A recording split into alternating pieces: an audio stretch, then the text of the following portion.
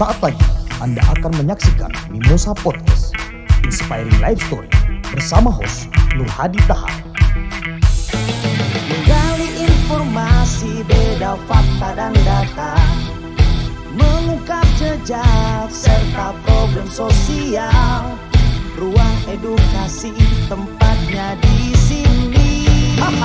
Berani bicara, ungkap fakta dan data, menggali informasi yang bukan cerita basi. Bersama Nur Hadi berikan edukasi, menambah informasi dari semua sisi. Program kali ini ikuti zaman masa kini, dari tua muda semua golongan ada. Inspiring Life Story, junjung NKRI, terukuti Mimosa Podcast terbukti. Mimosa Podcast, Inspiring Life Story.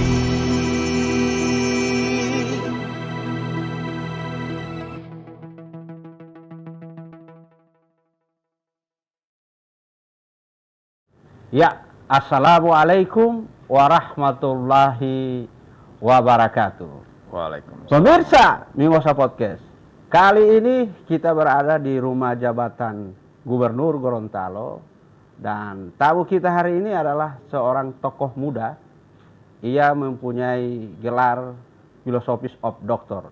Alumni Universitas Kebangsaan Malaysia ini banyak organisasi yang telah ia lakoni. Salah satunya ia pernah menjadi ketua umum Gerakan Pemuda Islam. Selain itu, dia juga adalah aktivis KNPI, pernah berada di pengurus DPP KNPI, dan organisasi lainnya adalah di Himpunan Mahasiswa Islam. Dan banyak juga hobi-hobi beliau, salah satunya beliau juga hobi membaca dan juga banyak karya-karya tulisannya dan buku-bukunya, salah satunya buku tentang soal birokrasi. Dan selain itu, ia pernah juga dipercaya oleh Menteri Pemuda dan Olahraga untuk menguatkan birokrasi di Menpora. Ia dipercaya menjadi staf khusus Menpora, dan hari ini ia dipercaya oleh Menteri Dalam Negeri sebagai pejabat Gubernur Gorontalo. Untuk itu kita sapa tamu kita di sore hari ini, yaitu adalah Insinyur Hamka Hendra Nur, MSI PhD. Luar biasa ini. Ya. Selamat sore Bang. Selamat sore. Assalamualaikum. Iya, oke Bang. Mas Radi, ya. Dan apa ya, Bang Hamka ini salah satu tokoh idola ya, idola kami dan termasuk saya. Nah, pernah juga ada histori di Gerakan Pemuda Islam. Dan tentu Bang ini salah satu apa ya, kebanggaan kami bisa diterima di rumah jabatan gubernur ini dan bisa ngobrol ya soal tugas dan fungsi.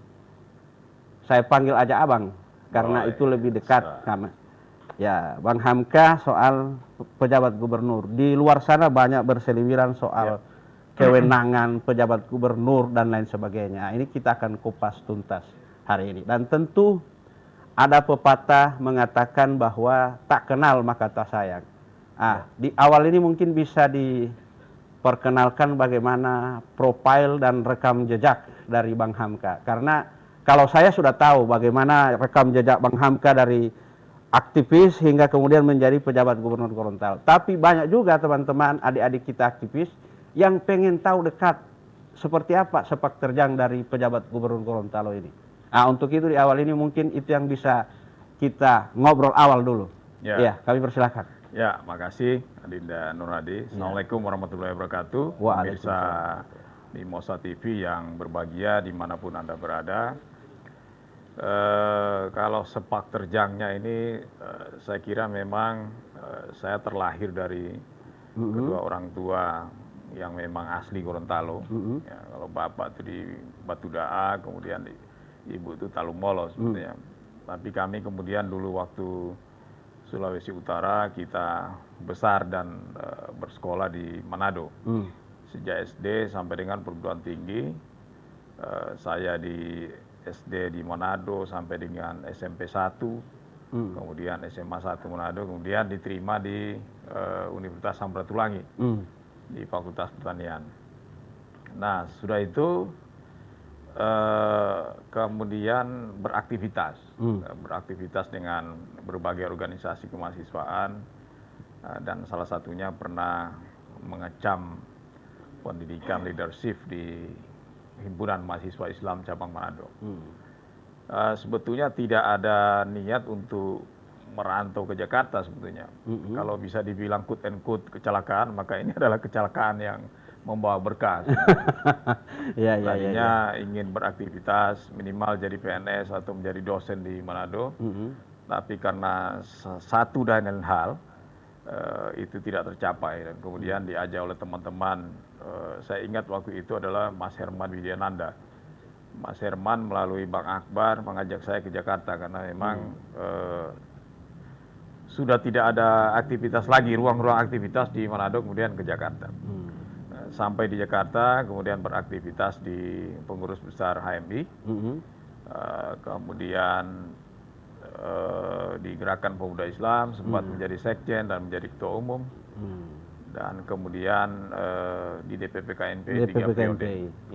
Periodenya Bang Idrus Marham, saya jadi ketua bidang organisasi, kemudian periodenya Hasanuddin almarhum, saya menjadi salah satu ketua bidang, dan terakhir adalah ketua umumnya Bung Aji Samsudin. Bang Aji. Saya jadi ketua 1 OKK di saat itu. Walaupun memang di saat itu adalah terjadi dualisme antara Pak Aji Samsudin yang mantan ketua Komisi 3 dan Pak Ahmad Doli Kurnia, kawan kita. Sekarang ketua Komisi 2 DPR RI, wakil ketua umum DPP Partai Golkar. Gitu. Nah, adapun di birokrasi, saya itu juga awal-awalnya itu pertama ikut Pak Dawam, Profesor Dawam Raharjo sebetulnya.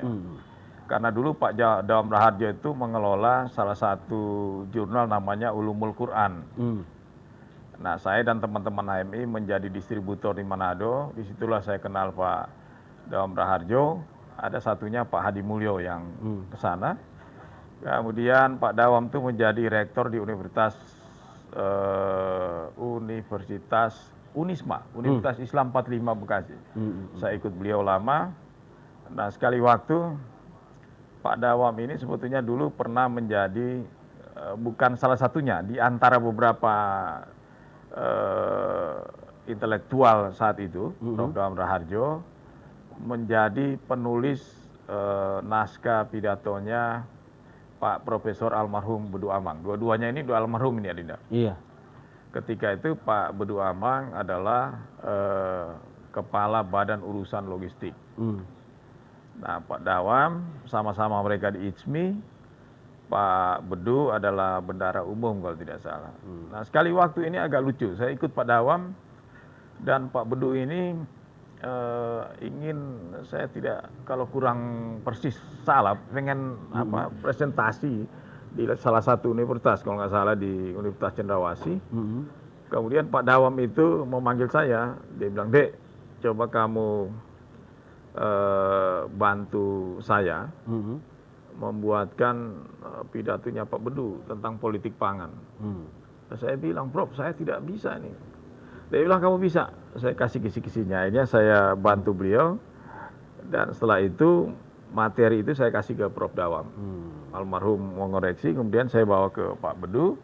Dan Pak Bedu senang dengan pidato itu. Beliau tanya ke Pak Dawam, "Prof, ini siapa yang buat?" "Oh, ada staf saya." Akhirnya saya menghadap Pak Bedu. Waktu itu beliau ke Bulog. Dan saya ketemu, sebetulnya sejak mahasiswa saya sudah banyak berinteraksi dengan Pak Bedu. Dia kaget, "Oh, kamu yang buat?" "Iya, Bang," dia bilang. Tanya, "Kamu udah kerja di mana?" Saya bilang, "Saya sekarang ini ikut Pak Dawam sebagai dosen di Universitas Universitas Islam. Unisma, Universitas Islam Bekasi, Unisma 45. Dia bilang, "Anda ikut sinilah. Daftar di Bulog." Kebetulan Bulog itu ada penerimaan pegawai. saya menolak waktu itu, Arinda. Saya bilang saya tidak punya passion untuk jadi seorang pegawai negeri. Iya. Kenapa nggak bisa? Saya nggak bisa pakai celana kain waktu itu. Kan. Nggak bisa diatur-atur. Dia bisa diatur-atur. Kalau jadi dosen lebih enak. Iya, aktivis kan. Dia bilang jangan ditolak dulu, kamu pulang dulu, kan kamu sholat istihara. Oh iya, saya bilang baik, Prof. Akhirnya saya pulang, saya cerita ke Pak Dawam di Universitas Bekasi 45, dia bilang nggak apa-apa, kamu tes aja. Walaupun memang Pak Budu sempat bilang, kalau kamu di Bulog, kamu PNS, maka kalau setelah saya tidak jadi Kabulog, kamu tetap aman di sini. Nah, karir tetap ada. Tapi kalau kamu ikut Pak Dawam setelah tidak jadi rektor, maka kamu tidak jelas lagi nasibnya di mana. Nah, itu menjadi bahan pertimbangan. Akhirnya singkat cerita saya ikut dan diterimalah di Bulog. Kemudian singkat cerita masuk Pak Risa Ramli. Oh iya. Nah, Risa Ramli jadi Kabulog.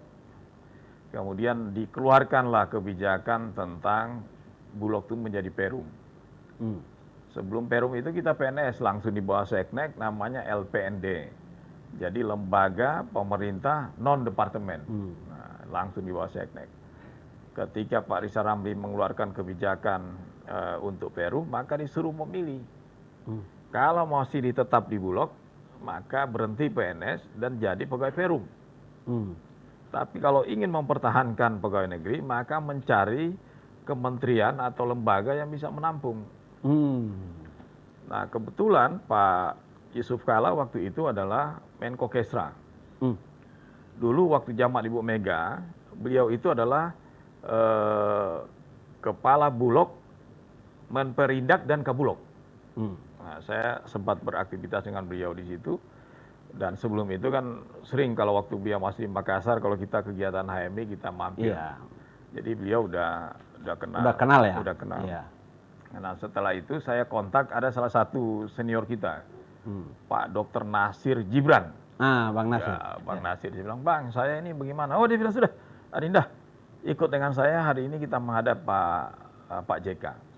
Setelah kami menghadap Pak JK, kata Pak JK, udah, kalau begitu kamu pindah sini aja di Menko Kesra. Akhirnya saya ikut Pak JK.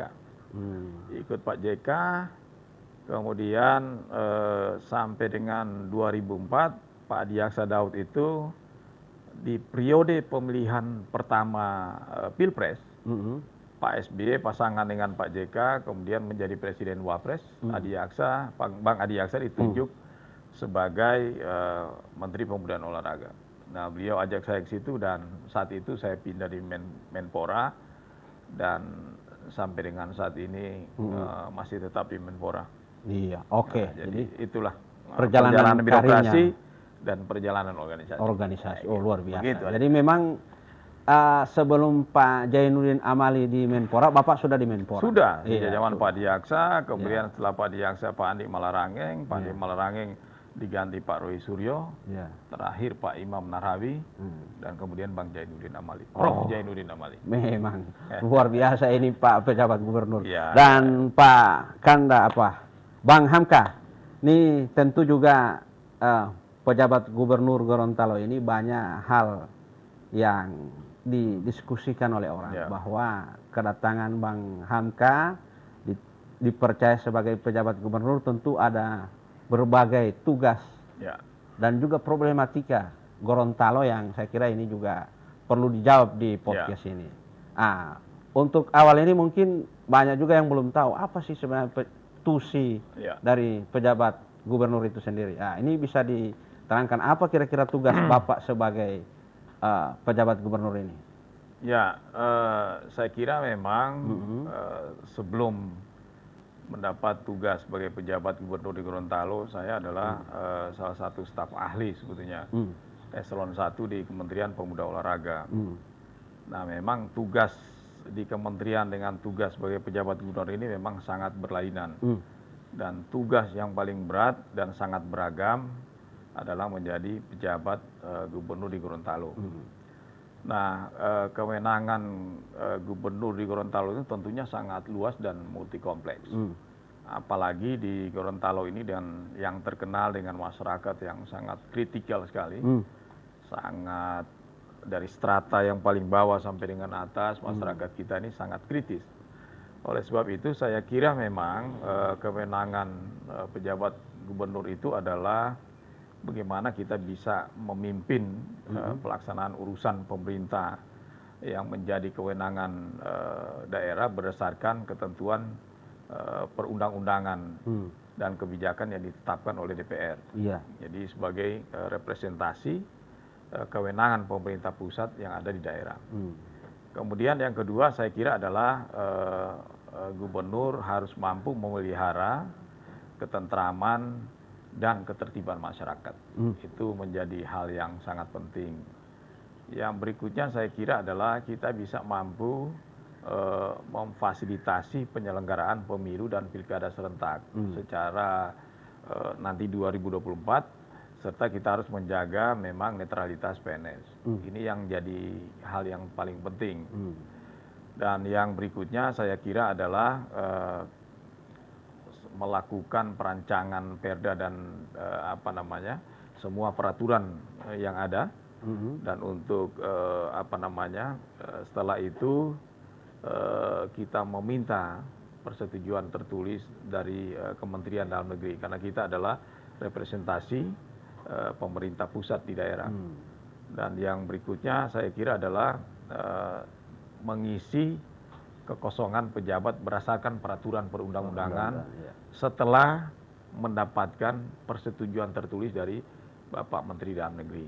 Dan yang terakhir saya kira adalah kita melaporkan seluruh kinerja yang kita lakukan secara periodik ke Mendagri, dan memang setiap 3 bulan kita dievaluasi, melakukan presentasi di Irjen Kementerian Dalam Negeri yang merupakan perpanjangan tangan Pak Mendagri untuk setiap pejabat gubernur untuk dinilai apa saja program kerja yang telah dilakukan selama 3 bulan sebelum dikerjakan dan apa proyeksi yang akan kita lakukan setelah itu. Setelah itu. Kira-kira begitu. Oke, luar biasa dan rumit juga ini tugas Agak pejabat rumit. gubernur. Iya. Oke, dan Bang Hamka, ini ada 3 hal yang mendesak tugas Bapak. Yang pertama tadi sudah disinggung soal bagaimana kesiapan daerah dalam menghadapi pemilu serentak 2024. Nah, ini juga titipan dari kanda-kanda kita yang ada di KPU dan Bawaslu. Nih, ini gimana Pak soal anggaran mereka ini, KPU dan Bawaslu ini Pak? Ini titipan dari. Saya kira ini memang paling penting. Salah satu yang dititipkan oleh Kementerian Dalam Negeri oleh Pak Tito melalui Bapak Presiden adalah penyelenggaraan tugas. Salah satunya tugas pejabat gubernur adalah menyelenggarakan pemilu presiden, kemudian pileg, pilkada secara aman, tertib dan berlangsung dengan baik. Tapi tentunya ada hal-hal terutama secara teknikal penganggaran, dan kami sudah berkomitmen, pemerintah Provinsi Gorontalo berkomitmen kita telah menganggarkan, dan kita provinsi pertama seluruh Indonesia yang menganggarkan dan komit terhadap penyelenggaraan pemilu. Kami sudah menganggarkan, kami bagi 2 tahap, yaitu 2023 di APBD Induk sebesar 100 miliar dan di 2024 sebesar 100 miliar. Jadi total untuk anggaran KPU dan Bawaslu sebanyak 200 miliar. 200 miliar. Di samping penganggaran secara paralel oleh kabupaten kota. Yang kedua, kita juga telah melakukan rapat koordinasi dengan pemerintah kabupaten kota, dan telah berkomitmen untuk secara serentak bersama-sama menganggarkan juga. Di samping provinsi, di kabupaten juga kita telah menganggarkan. Kemudian kita juga sudah melakukan koordinasi dengan Forkompinda dan instansi vertikal lainnya terkait dengan persiapan pemilu serentak dan soal isu-isu strategis dalam rangka menjaga stabilisasi daerah yang ada.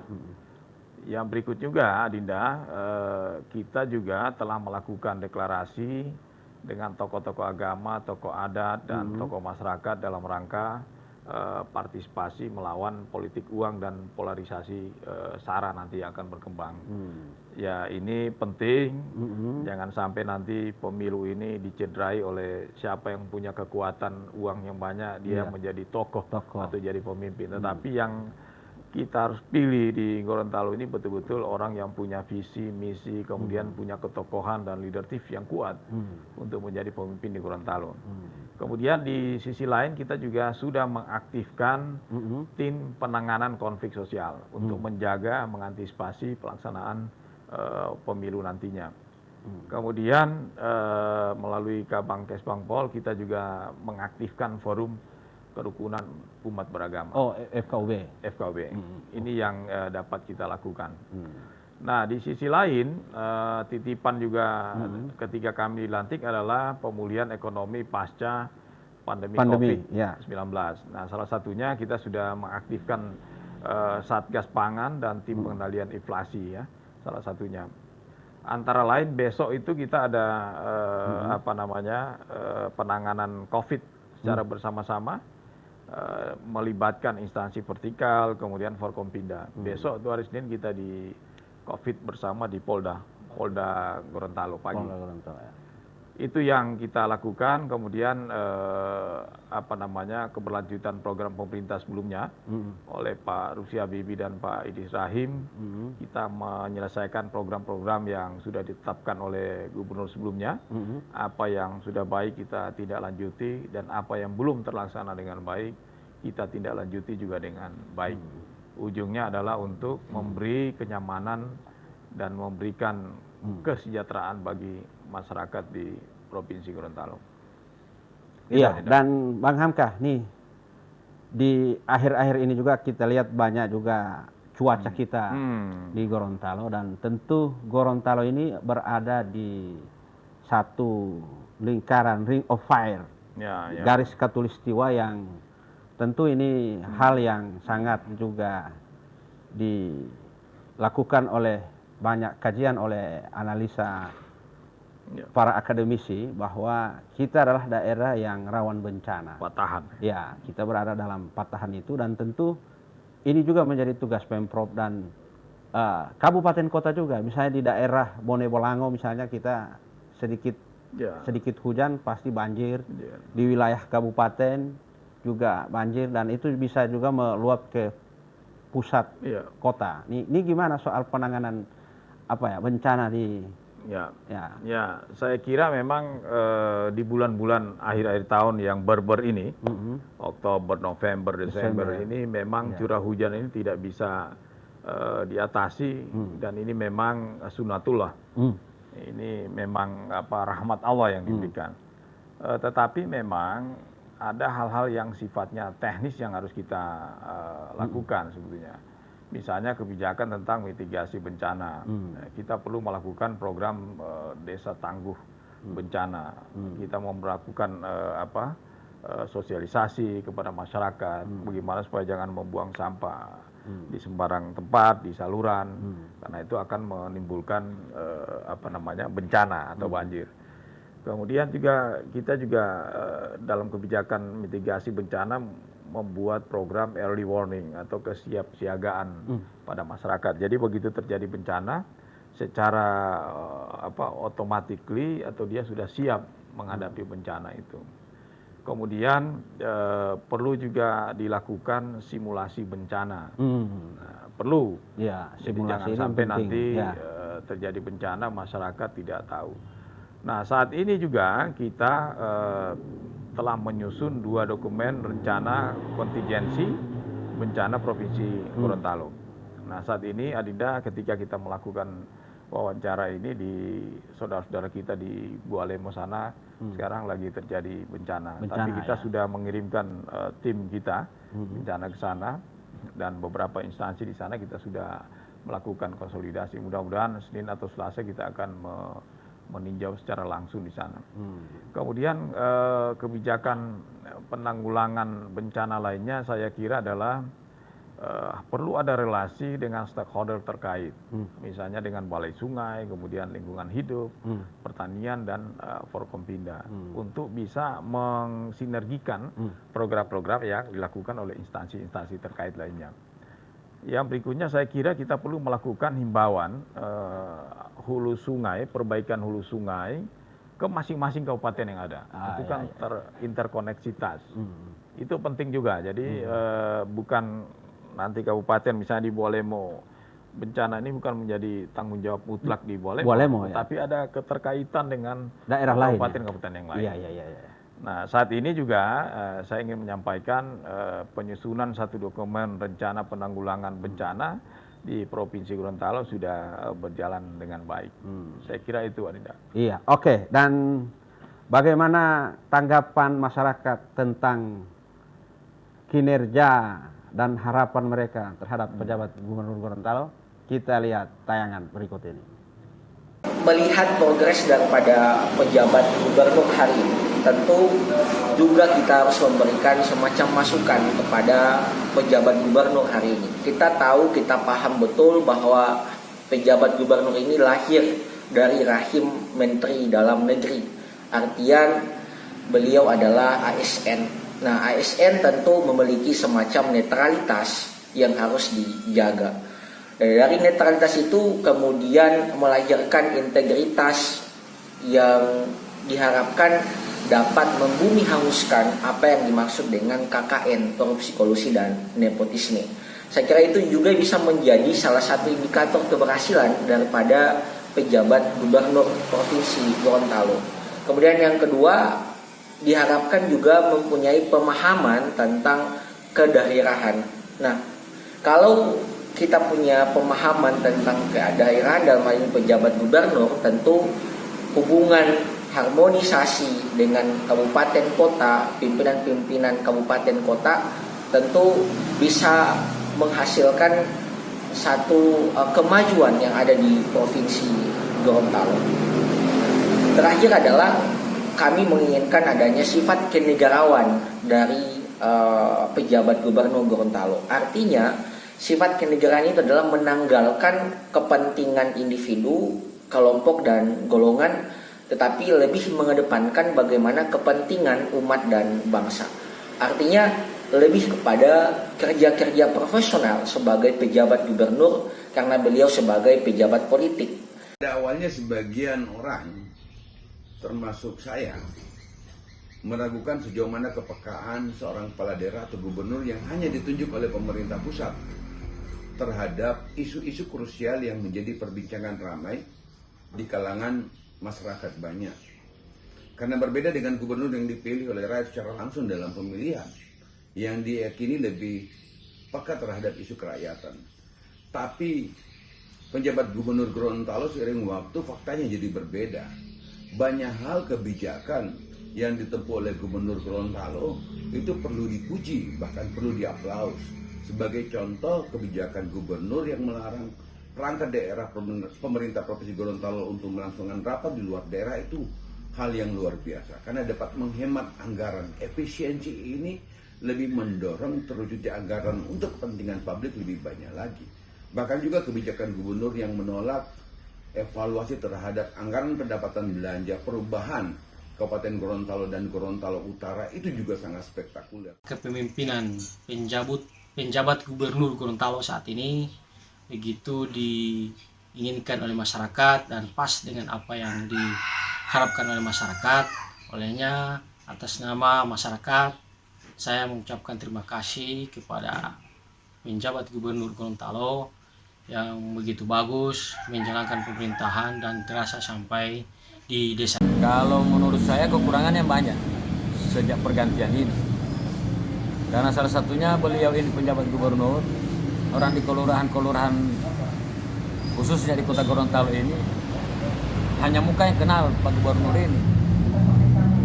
Tetapi kinerjanya ini apakah melalui tupoksi yang ada atau sesuai apa yang menjadi harapan masyarakat sekarang. Masih ada 1-2 orang yang membutuhkan bantuan uluran tangan pemerintah. Harapannya, Pak? Harapan saya sebagai tokoh masyarakat, kalau memang benar-benar lanjutan daripada program pembangunan secara keseluruhan di Provinsi Gorontalo ini jadi baik, maka ada yang belum disentuh dari 2 periode Pak Rusli Habibie ini, tolong disentuh, Pak. Masa kepemimpinan 6 bulan memang masih seumur jagung kalau kita mau mengevaluasi. Namun saat ini sudah banyak karya beliau dalam masa kepemimpinan yang seumur jagung ini. Oleh karena itu, saya Dr. Zulkarnain Sulaiman, MHI, Rektor IAIN Sultan Amai Gorontalo, mengucapkan terima kasih kepada Bapak Pejabat Gubernur Gorontalo yang demikian kerja kerasnya untuk memajukan Provinsi Gorontalo. Ke depan, saya berharap bahwa kepemimpinan beliau hendaknya kita dukung bersama-sama, dan jangan lupa peningkatan pendidikan, peningkatan kualitas pendidikan harus juga menjadi prioritas pada masa kepemimpinan Bapak. Oleh karena itu saya berharap bahwa Bapak bisa memperhatikan dunia pendidikan di Provinsi Gorontalo. Ini dengan Ibu siapa? Indah Ishak. Iya. Ibu tahu nggak siapa pejabat gubernur hari ini? Ya, Bapak Hamka Hendra Nur. Nah, apa harapan Ibu sebagai masyarakat Gorontalo? Harapan saya sebagai pedagang, saya berharap ekonomi di Gorontalo stabil. Pak Odi, tahu nggak nama pejabat gubernur Gorontalo? Tahu. Namanya siapa, Pak? Hamka Hendra Nur. Iya. Beliau bekerja saja dengan baik. Karena saya cuma abang tukang bentor, agar diperhatikan dengan baik juga. Kesejahteraan. Mimosa Podcast, Inspiring Life Story.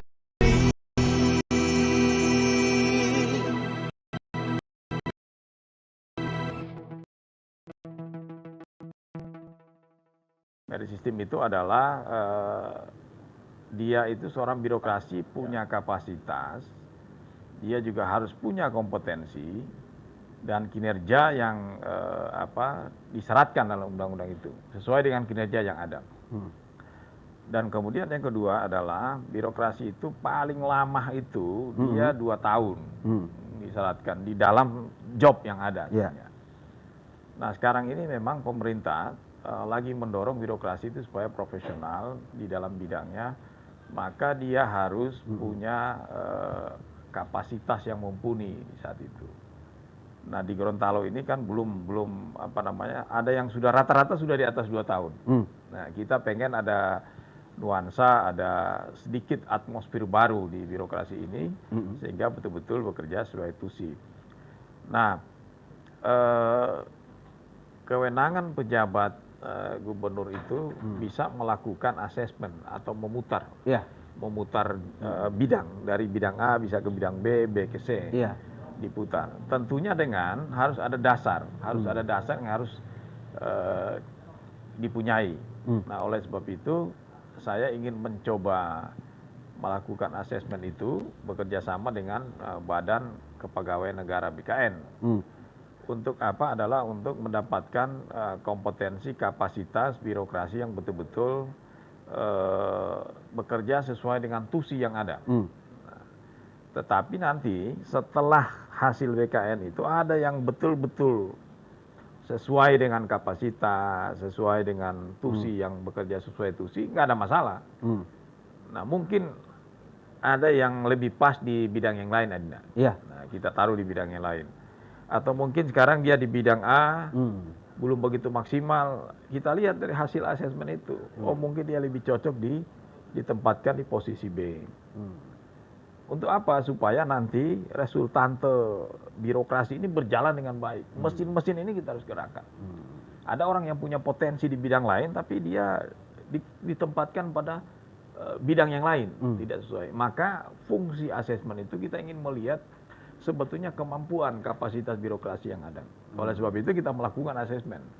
Dan kita mengundang BKN melakukan itu. Asesmen kita lakukan pejabat tinggi pertama, eselon 2, eselon 3, dan eselon 4. Untuk masing-masing kita akan lihat di mana yang pas kita akan tempatkan. Masyarakat nggak usah perlu khawatir. Semua saya yakin kapasitas, kompetensi birokrasi yang ada di Pemprov ini adalah semua memiliki kompetensi, memiliki kapasitas, memiliki kualitas. Ditempatkan di mana aja, beliau-beliau ini bisa bekerja sesuai dengan kemampuan yang ada. Iya, oke. Dan Bang Hamka ini bagaimana sebenarnya yang dalam pikiran Bang Hamka soal seorang pembantu atau kepala dinas yang ideal itu? Nah, dia bisa kompetensinya bisa apa? Karena memang berbagai masalah kita di birokrasi juga ini rumit. Nah, kadang-kala juga ada backing dari rakyat ini ya tentu juga di marga-marga Gorontalo ini rumpunnya banyak. Nah, kadang juga sebelum Pak Pejagut memimpin, pertimbangan-pertimbangan dari para tokoh kita ya soal rumpun keluarga yang banyak ini. Karena ini bicara soal keberlanjutan kepemimpinan dan lain sebagainya. Nah, ini gimana soal itu? Saya kira memang hubungan kekerabatan di Gorontalo ini memang sangat tinggi. Karena adat bersindikan sara bersindikan kita pula itu. Tetapi memang kalau kita mau birokrasi ini bagus, birokrasi ini netral dari politik, kemudian bekerja sesuai tusi yang ada, profesional, maka memang Adinda kita harus lepas dari sekat-sekat kekerabatan itu. Harus kita objektif dalam melihat. Saya punya satu keyakinan bahwa setiap pejabat yang ada di Pemprov ini, mereka punya kapasitas, mereka punya kualitas yang setara. Yang kita mau ini asesmen ini kan kita mau supaya teman-teman ini yang tadinya kemampuannya katakanlah 5, kita pengen dia 6, 7 bahkan 9 kira-kira begitu. Pertanyaannya kenapa dia cuma 5 terus? Mungkin terlalu jenuh. 2, kompetensi dia mungkin jangan di posisi A. Coba kita cari di tempat di posisi B, mungkin akan lebih cepat dia bergerak. Tetapi ada juga memang yang kompetensinya bagus di bidangnya itu. Nah, kalau ada itu kita tetap pertahankan. Jangan sampai nanti dia sudah bagus ini kita pindahkan ke lain akan turun. Akan turun ya. Akan turun. Oleh sebab itu kalau kekerabatan kita harus tabrakan dengan sistem merit memang agak susah karena birokrasi itu mempunyai sistem penilaian tersendiri. Dia punya sistem merit sesuai kompetensi dan kualitas yang ada. Jadi masyarakat, kalaupun ini ada putar-putar sedikit ini, jangan khawatir. Jangan khawatir.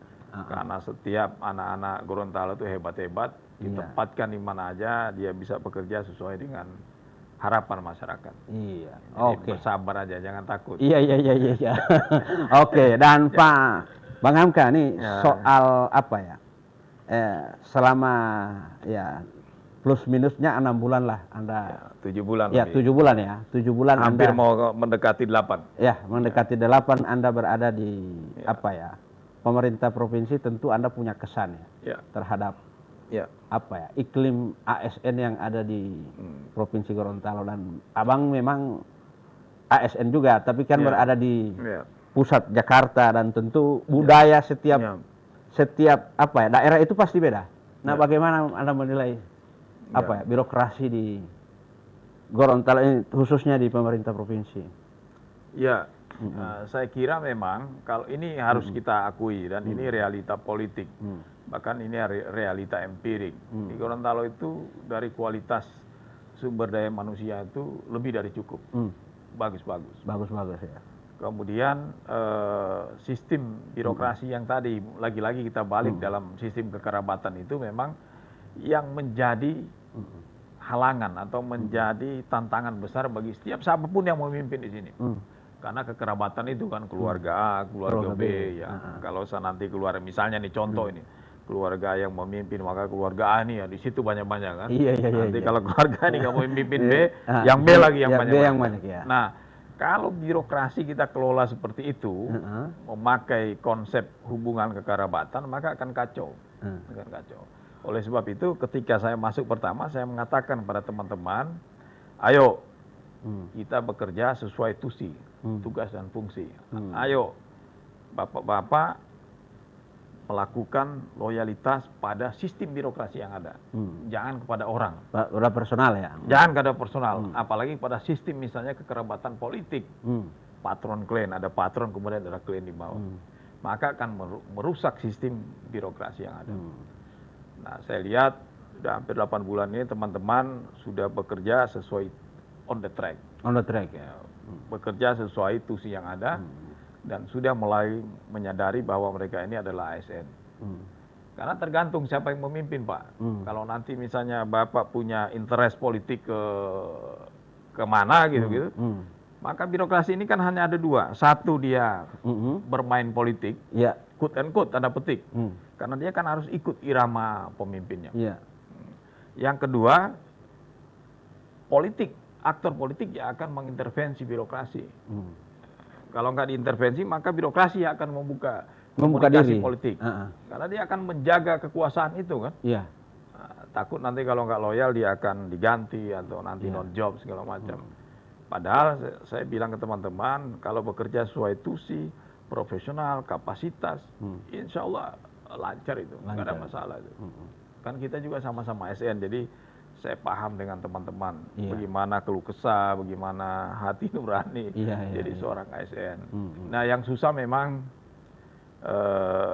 kalau memang leadershipnya itu orang politik, jadi banyak kepemimpinan.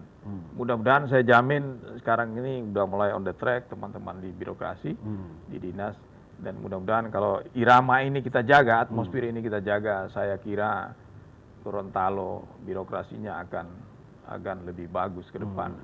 Dan kita adalah, begitu kita asesmen itu, kita adalah provinsi yang kedua setelah Palu, tapi terbanyak pertama melakukan asesmen. Sebanyak 599 eselon 3, eselon 4, dan 34 eselon 2 pertama. Jadi hampir sekitar 600-an kita melakukan asesmen. Kalau sudah ada, maka kita punya talent pool. Talent pool tentang birokrasi di provinsi yang saya kira di provinsi-provinsi lain juga belum melakukan itu. Kita sudah melakukan langkah lebih cepat untuk itu. Karena sebetulnya SDM kita banyak. Untuk itu. Jadi nggak usah Rinda Feldi nggak usah terlalu takut, khawatir. Walaupun memang iklim birokrasi di kita ini memang agak sedikit aja quote and quote agak bersentuhan sedikit dengan politik. Nah, makanya kita harus taruh kemudian masuk dalam on the track yang betul ini birokrasi ini. Kalau dia sudah bagus, maka yakin semua program pemerintah akan bekerja dengan baik. Dan birokrasi itu kalau nggak dikekang dia bekerja, dia nyaman bekerja. Coba aja, ada penelitian yang dilakukan oleh Miftah Toha itu. Birokrasi kalau tidak ditekan oleh intervensi politik, kekuasaan, maka kinerja dia akan naik, Pak. Tapi kalau Bapak kekang dia, Bapak mengarahkan dia, dia akan stres dengan melakukan kegiatan-kegiatan itu. Maka yang dilakukan itu ya sekedar untuk melakukan apa yang dimau oleh tuannya kan. Tapi kalau kita memberikan Anda bekerja sesuai tusi, capaian targetnya ini. Dan Anda bekerja, enjoy dia. Tapi saya lihat Bang Hamka banyak, karena saya juga berhubungan banyak senior-senior saya di Pemprov ini, tapi mereka bisa menyesuaikan. Sudah, bagaimana itu penyesuaian mereka? Ya kan soal. Ya itu yang saya bilang. Kita ini kan sama-sama dari partai negeri sipil kan? PNS yang sama ya.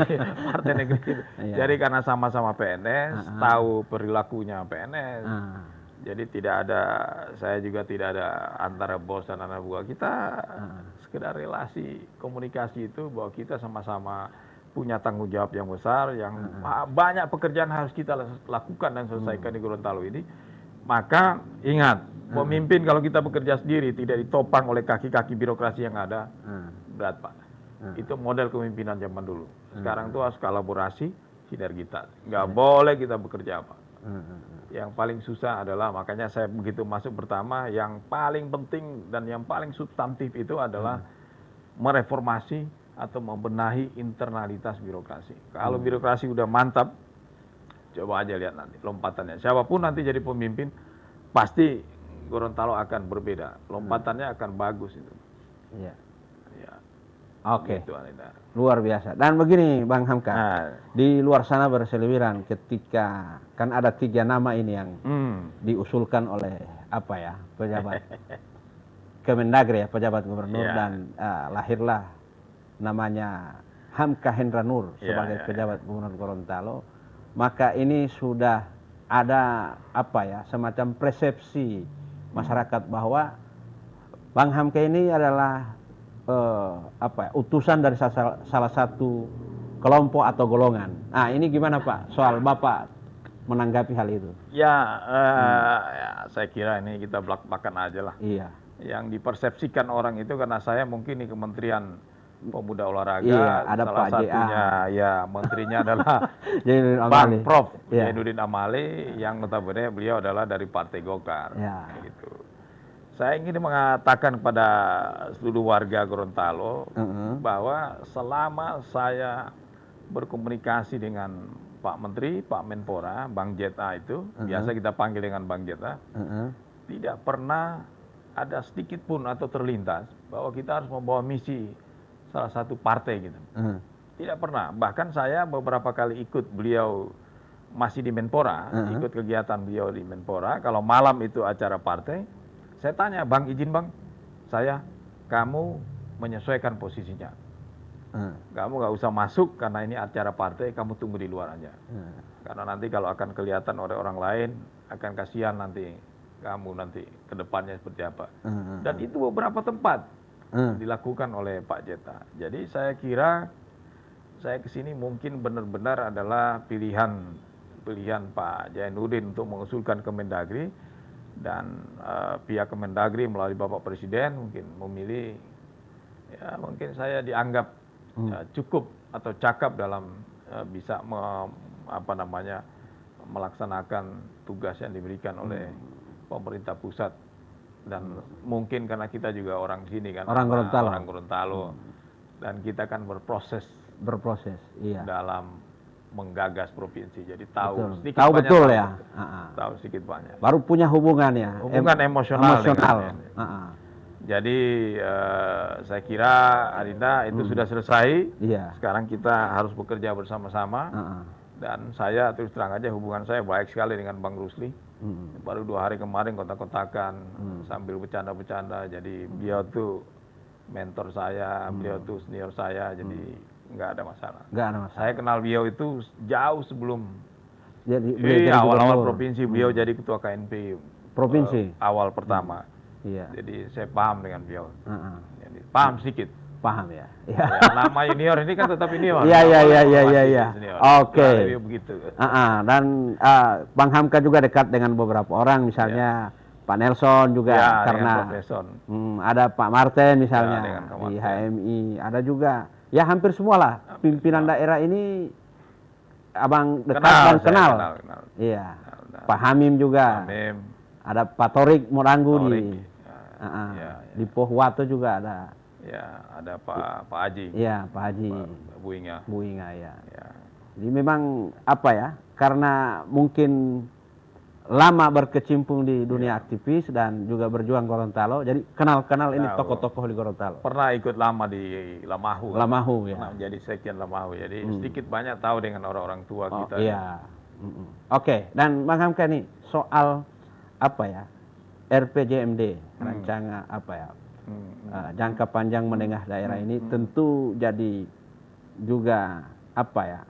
Tugas dari Bang Hamka soal pencapaian RPJMD yang tentu ini RPJMD ini ada yang sudah terlaksana, ada yang belum. Nah, ini gimana yang apa? Bagaimana progress reportnya ini soal RPJMD? Ya, saya kira RPJMD ini tentunya tidak lepas kita melaksanakan pemerintahan Bang Rusli Habibie dan KID. Ya, kita melakukan apa yang seperti yang saya sampaikan tadi, apa yang telah dilakukan oleh beliau-beliau itu sudah baik, dan apa yang belum sempat diselesaikan 2-3 tahun terakhir ini kita coba untuk menutupi dengan beberapa kegiatan semaksimal yang kita bisa lakukan.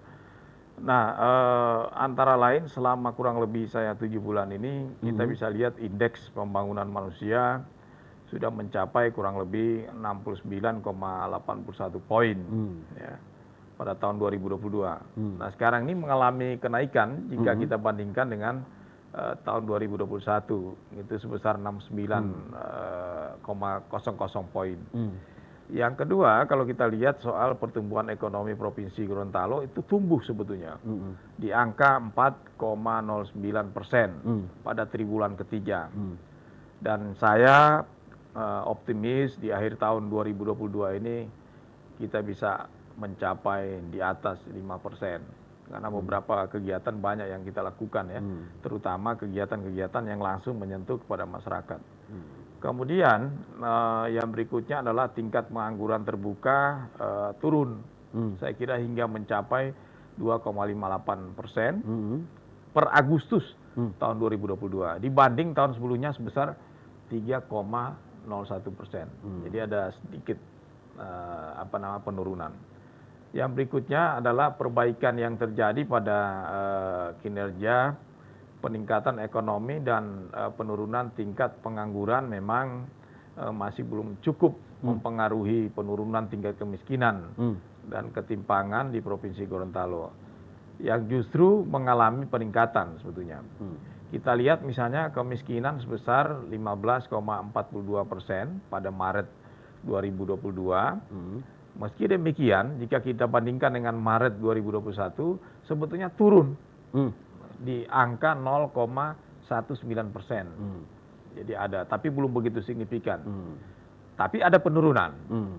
Kemudian misalnya ketimpangan pendapatan yang masih cukup tinggi di atas 0,4%. Hal ini memang menjadi tantangan yang cukup serius saya kira bagi kami pemerintah di Provinsi Gorontalo.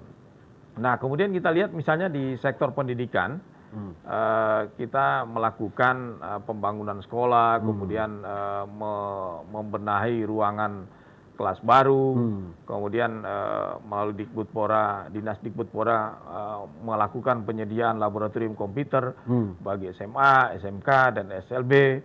Kemudian ada bantuan biaya pendidikan dan beasiswa untuk mahasiswa miskin dan atau berprestasi, serta melakukan peningkatan layanan di perpustakaan. Nah, di sektor kesehatan ada beberapa upaya yang kita lakukan, misalnya melalui upaya peningkatan derajat kesehatan, diantaranya dengan pemberian jaminan pemeliharaan kesehatan. Kemudian ada peningkatan upaya kesehatan perorangan atau UKP, dan ada upaya kesehatan masyarakat atau UKM. Serta ada peningkatan kualitas layanan di laboratorium dan rumah sakit. Dan ada perbaikan gizi seperti penanganan stunting di lintas sektoral. Melalui ibu-ibu PKK, saya kira kita melakukan pilot project di Desa Ibarat dan Desa Hiale Oile. Tadinya desa di Gorontalo Utara yang tingkat stuntingnya tinggi, sekarang melalui ketua tim penggerak PKK kita melakukan intervensi dengan program One Day One Egg. Jadi 1 hari 1 telur. Karena anak-anak satu hari 1 telur. Anak-anak sekarang sudah mulai gemuk dan sudah mulai ada stuntingnya, sudah mulai bergerak maju. Yang berikutnya kalau di sektor perikanan kita melakukan bantuan sarana produksi perikanan tangkap.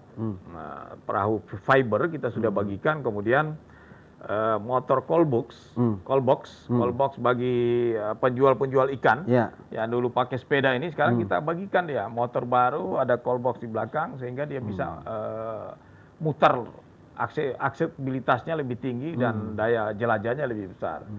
Kemudian ada kita melakukan restrukturisasi armada penangkapan dengan kapal Incamina, kita sudah bagikan kemarin. Kemudian di sektor pertanian dan peternakan melalui bantuan bibit ayam dok, kemudian bantuan ternak sapi, kemudian ada Brigade Alsintan, kemudian ada bantuan benih dan bibit tanaman pertanian, kemudian perkebunan dan hortikultura, dan masih banyak lagi yang kita lakukan. Nah tahun ini sementara kita melakukan pembangunan balai latihan kerja yang BLK, kami BLK kita dorong supaya penyelesaiannya bisa cepat selesai dan kalau bisa tahun depan sudah beres, sudah tuntas, sehingga diharapkan cepat beroperasi agar dapat meningkatkan kapasitas SDM ketenaga kerjaan di Provinsi Gorontalo. Nah, pemerintah provinsi juga terus mendorong sektor UMKM untuk cepat bergerak. Begitu juga dengan pariwisata dan ekonomi kreatif.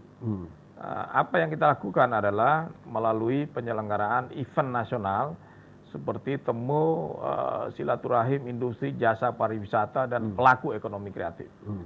Begitu juga ada penyelenggaraan karnaval Karao dan lain sebagainya yang kita telah lakukan. Saya juga terus mendorong beberapa penyelenggaraan event-event yang bertaraf nasional maupun internasional lainnya. Seperti kita akan laksanakan kejuaraan Asia Mini Football. Iya. Jadi kita menjadi tuan rumah Asia Mini Football dan Presiden Mini Football sudah mengunjungi Gorontalo dan kita sudah ada kesepakatan disaksikan oleh Pak Menteri Pemuda dan Olahraga, Bang Prof Jainuddin Amali, dan nanti di hari Rabu Sekjen Takraw Asia akan datang ke sini akan meninjau lokasi kita sebagai tuan rumah kejuaraan sepak takraw Asia. Kebetulan sekarang lagi ada Porprov. Yeah. Nah, nanti Datu akan datang hari Rabu, sudah confirm. Kita akan lihat bahwa ke gedung David Tony, itu ada penyelenggaraan kejuaraan sepak takraw Asia. Oleh itu saya sangat mengharapkan memang kegiatan-kegiatan ini dapat disupport oleh masyarakat untuk dapat bisa mendorong pergerakan ekonomi lokal. Kalau semakin banyak kegiatan event yang datang di Gorontalo, maka itu akan bergerak ekonomi kita. Contoh misalnya di bulan Oktober kemarin kita meminta, saya berkomunikasi dengan Pak Menteri dan diberikan program oleh Pak Menpora,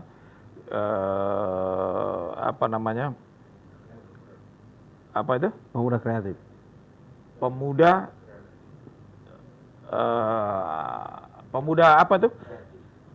Pekan Kreativitas Pemuda Indonesia, PKPI. Pekan Kreativitas Pemuda Indonesia yang datang oleh 34 provinsi. Hampir kurang lebih 700 orang. Belum dengan pengantar dan pendamping. Semua hotel full, Adinda. Hotel kelas bintang maupun kelas melati full. Dan alhamdulillah bisa dirasakan oleh kaki lima, pedagang kaki lima. Yang lebih dahsyat ini oleh Pak Kadis Dikbudpora, Pak Wahyudin Katili, yang tadinya di Taruna, pedagang kaki lima itu dengan adanya kegiatan nasional ini kita tidak gusur, Pak. Kita berikan tempat yang lebih baik, geser ke samping sehingga mereka tetap dapat berusaha dan alhamdulillah tidak ada konflik kepentingan di situ. Mereka berusaha dan setiap malam kalau waktu kegiatan itu Adinda jalan rame terus setiap malam. Oh iya. Nah ini yang salah satunya untuk mendorong ekonomi lokal. Iya. Jadi luar biasa Bang Hamka dan ini memang di awal-awal Bapak menjabat ada satu statement Bapak soal banyaknya perjalanan dinas luar daerah. Ini juga yang jadi ini tentu tadi sudah dibuktikan bahwa adanya bagaimana kita berdinas di luar daerah, ada anggaran yang dibawa ke Gorontalo dan itu sudah dibuktikan. Dan Bang Hamka nih soal kegiatan tadi Menpora dan lain-lain dan tentu banyak juga harapan dari para olahragawan kita. Kita punya namanya Hendra Pago. Ada seorang atlet takraw tingkat dunia. Kita punya juga namanya Rivaldi, pemain sepak bola yang sekarang bergabung di Madura United. Dia dulu di Arema Malang. Dia dulu di Arema Malang, sekarang di kontrak di ini. Nah, tentu harapan-harapan atlet Gorontalo bahwa banyak atlet-atlet kita berprestasi tapi tidak melalui Gorontalo. Hanya ambil di misalnya di Arema Malang, ambil di ini. Ini karena bicara soal masa depan mereka belum jelas. Nah, tentu harapan ketika Bang Hamka berada di sini, soal prestasi olahraga kita akan meningkat dan juga kesejahteraan mereka. Nah, ini gimana soal itu? Saya kira pembinaan melalui atlet-atlet muda kita PPLP itu sudah berjalan dengan baik ya, melalui Dinas Dikbudpora ya. Nah, memang kalau pembibitan sejak awal, saya kira banyak bibit-bibit kita yang bagus-bagus. Dan biasanya di Gorontalo ini kalau kita bina dengan baik, pasti akan melahirkan bibit-bibit. Jangankan seperti Arinda bilang tadi, jangankan berbicara di tingkat lokal, nasional, bahkan di tingkat internasional, tingkat dunia kita sudah bisa memberikan prestasi yang baik. Nah, persoalannya sekarang ini kan kalau dia sudah mulai lebih ke tingkat nasional untuk internasional, maka akan ada dua hal di satu sisi, idealisme di satu sisi, dan pragmatisme di sisi lain. Kan? Pragmatisme itu apa? Misalnya berapa soal gaji dan sebagainya. Nah, ini yang memang menjadi tantangan. Nah, ke depan saya kira memang kita, karena memang PAD kita memang masih di bawah, sangat kecil. Nah, saya berharap sih sebetulnya perusahaan-perusahaan yang ada bekerja di sini mengeksplorasi sumber daya alam yang ada, mereka harus berikan ke kita CSR itu ke kita. Dengan demikian kita bisa memaksimalkan CSR-nya ada itu untuk bisa menopang olahraga kita. Di daerah lain sudah dilakukan. Bahkan di daerah-daerah lain itu sudah ada bapak angkat. BUMN itu sudah memberikan anak angkat bagi misalnya takraw. Diambil misalnya oleh Bank Slutgo, dikasih pekerjaan, kemudian digaji tiap bulan. Nah, ini yang belum sebetulnya. Mungkin begini Pak, ini cuma ide saja dari teman-teman diskusi. Bisa dibuat peraturan daerah untuk kita dorong mungkin usul eksekutif untuk bagaimana mungkin di Sparpora yang bertugas, bagaimana atlet-atlet ini bisa usulan dari beberapa teman-teman atlet. Kalau di daerah-daerah lain ada perdanya Pak, soal CSR dan lain-lain disebut. Iya. Bahkan kemarin itu sebetulnya ada satu organisasi yang kita sudah lantik untuk bisa menghimpun CSR yang ada. Tapi kalau ada perda itu bagus juga, nanti menjadi pertimbangan ya. Karena kita kan punya potensi perusahaan-perusahaan emas yang luar biasa, triliunan. Iya.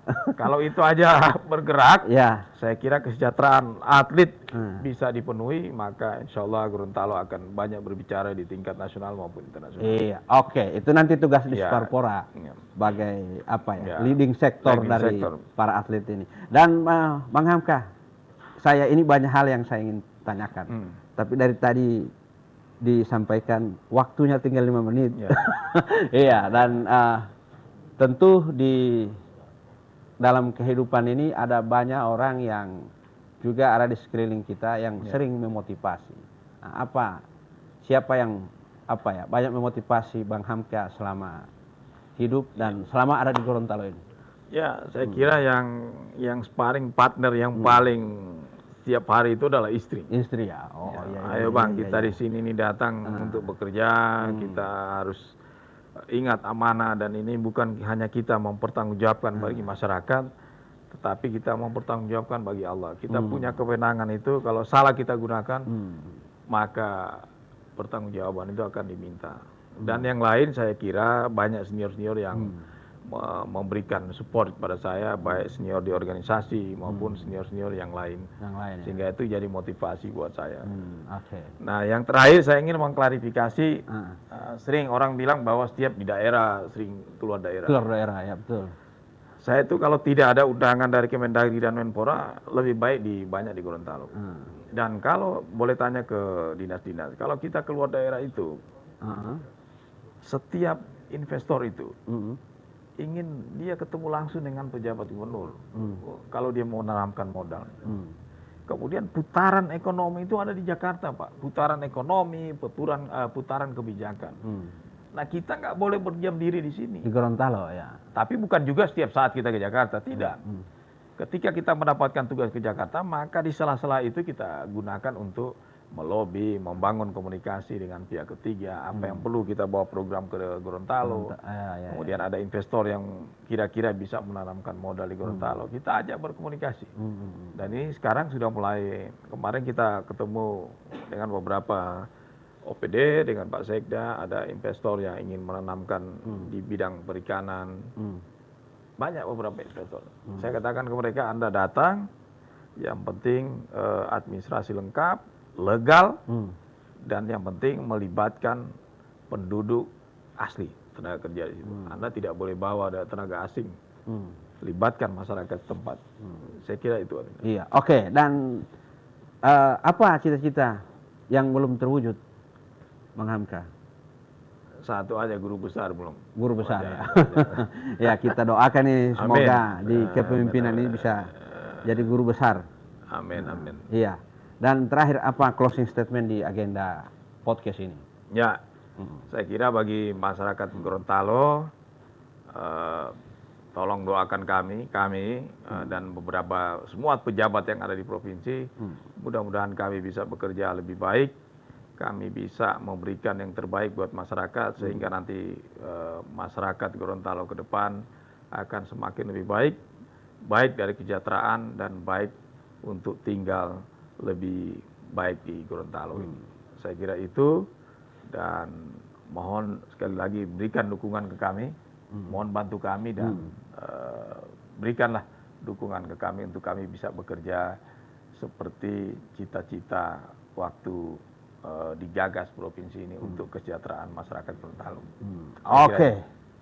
Pemirsa, kata Frans Magni Suseno, ia mengatakan bahwa Vox Populi, Vox Dei, suara rakyat itu adalah suara Tuhan.